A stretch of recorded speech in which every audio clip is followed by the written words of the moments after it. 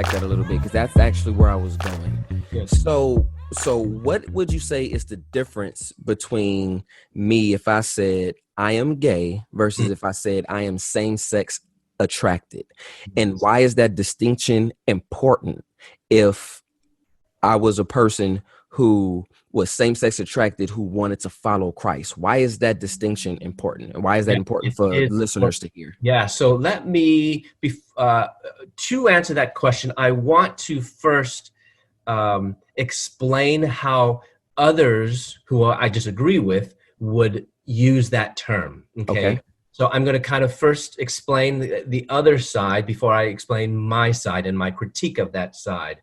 And I'm not even talking about people who are in same-sex relationships or think that's okay. These are people who say, no, God, I know same-sex relations are sinful, but I would identify or I would say I'm a gay Christian. That's not me. I want to be really clear. I'm not that. But those people would say, they say, when they use gay, they mean, they don't mean that they're in a same-sex relationship. They just mean that they have these enduring attractions that don't go away. So that's how they would say that. And they say that I don't mean anything else other than that. So here's my critique of that.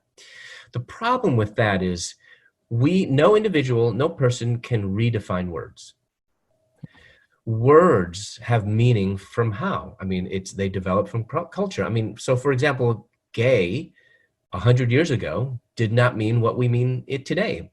The definition has changed, and we have to see words matter.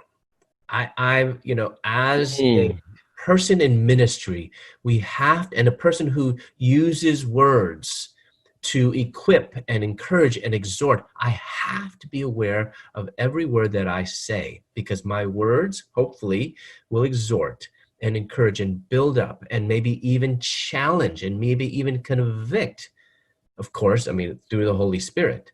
But I also know that my words could possibly, if I use the wrong words, could then confuse. And heaven forbid, I do not want to confuse. Using the term gay carries with it what? Baggage. Yeah. Lots of baggage. And, if a person says, well, when I say gay, I don't mean this. Well, every time you use the term gay, you can't then say, I don't mean this. I mean, that's just too repetitive. Too much. Yeah, right. And unfortunately, gay, yes, though it means that a person might have these attractions, it also has been tied with what we were talking about a little bit before, ontology. I know that's a big word, but ontology has to do with our person, our essence, personhood. And how do I know this?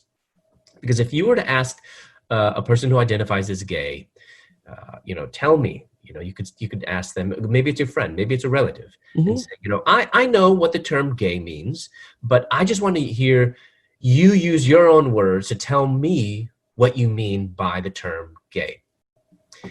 What you will not hear from them say is they will not say, oh, when I say gay, I mean this is what I do. When I say gay, this is what I feel. When I say gay, these are my attractions. No, you won't hear that. You know what you will hear?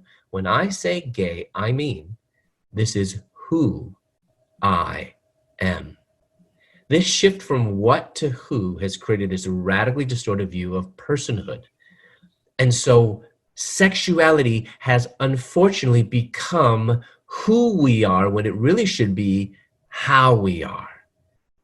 What we do, what we feel. That is what sexuality is. It's not who we are. And we need to bring it back. And why is this so important? It's so important because for me, in my journey to Christ, for me to see that what I was doing was sin, I needed to see it first as action, behavior. But when I was living as a gay man, I saw my actions, my behaviors, not as kind of separate from me, but it was all inclusive.